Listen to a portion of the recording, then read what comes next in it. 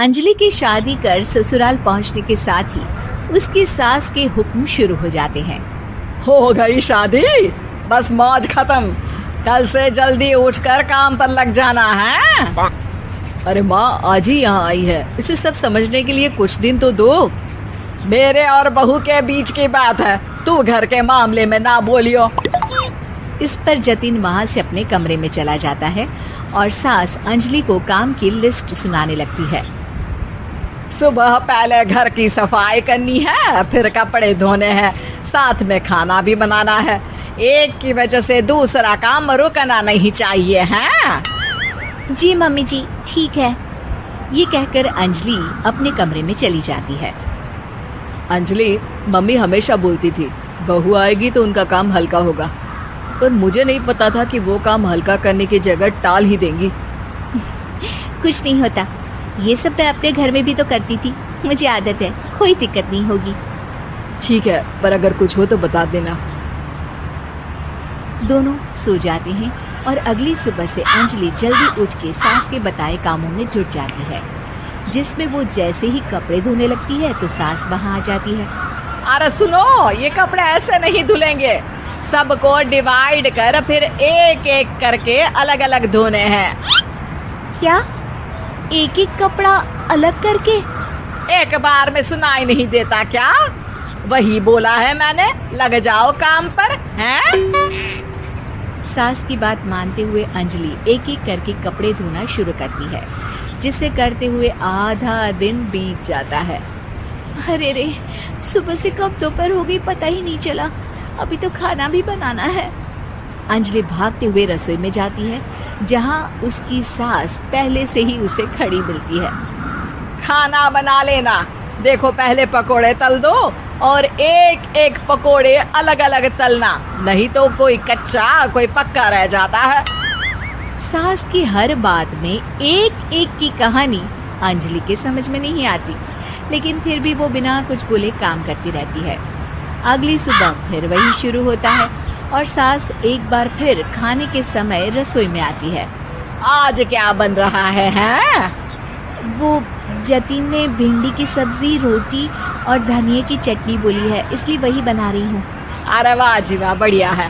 पर भिंडी एक एक करके धोना, फिर टोवेल से पोंछकर एक एक करके ही काटना, साथ ही धनिए की पत्ती भी एक एक करके ही धोना।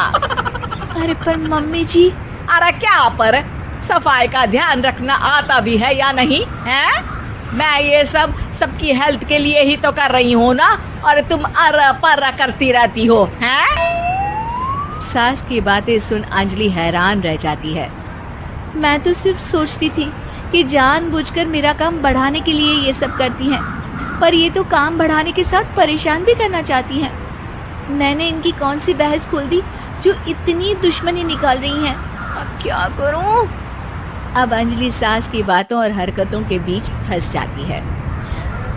काम के लिए मना भी नहीं कर सकती, नहीं तो जाने कौन सा ड्रामा खड़ा कर दे। पर अंजलि, तुझे कुछ तो करना पड़ेगा। इतनी देर में जतिन भी वहां आ जाता है। अरे कौन ड्रामा खड़ा कर रहा है और क्या करना पड़ेगा? जतिन की बात सुन अंजलि सोच में पड़ जाती है। इन्हें सच बताऊं या नहीं? पर अगर ये गुस्सा हो गए तो?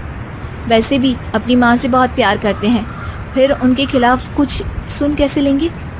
अंजलि ये सब सोच ही रही होती है कि जतिन फिर बोलता है। अरे क्या हुआ, कहाँ खो गई? अरे नहीं कुछ नहीं, वो मैं टीवी सीरियल के बारे में सोच रही थी। यहाँ और कौन ड्रामा करेगा? अरे तुम भी ना, चलो मैं चलता हूँ। इसके बाद कुछ दिनों तक अंजलि सास को सबक सिखाने के लिए अलग अलग प्लान सोचती रहती है, पर उसे सास के एक एक करके काम करवाने की आदत बंद करने का कोई तोड़ नहीं मिलता। अगर ऐसे ही चलता रहा तो कहीं मैं एक दिन अपने सिर के बालों को भी एक एक करके सुलझना ना शुरू कर दूं। पगली हो गई है क्या? अकेले में क्या बड़बड़ किए जा रही हो? वैसे आज खाने में क्या है? आलू की सब्जी। तो फिर आलू को अच्छे से काट कर उसके कटे हुए कपड़ों को एक एक करके ही धोना है। बिल्कुल, इसे कैसे भूल सकती हूँ। मेरे जी को झंझोल। अरे बातें कम काम ज्यादा है। अंजलि एक बार फिर सास के कहे अनुसार काम करने लग जाती है, जिसमें सब्जी बनाते हुए उसके दिमाग में एक आइडिया आता है और वो सास को आवाज लगाती है, मम्मी जी सुनिए जरा इधर तो आना। अंजलि की आवाज सुन सास रसोई में आती है। अरे क्या हुआ, क्यों गला फाड़ कर चिल्ला रही हो? कुछ नहीं, वो सुबह कपड़े धोने की जल्दी में नहाई नहीं थी और अब शाम की पूजा भी करनी है, तो आप जरा सब्जी देख लीजिए ना, तब तक मैं नहा कर आती हूँ। अंजलि सास को रसोई में छोड़कर नहाने चली जाती है। इसी तरह देखते देखते 4 घंटे बीत जाते हैं, लेकिन अंजलि बाथरूम से बाहर ही नहीं निकलती, जिसे देख सास उसे आवाज लगाती है। अरे बाथरूम में ही समाधि लगा ली क्या?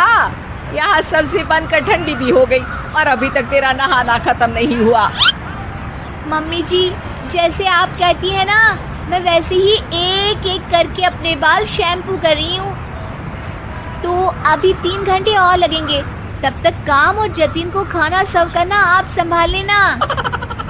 इस तरह अपने नहले पर बहू का दहला देख सास शॉक्ड रह जाती है, जिसके बाद से घर में एक एक करके करने का आलाप बंद हो जाता है।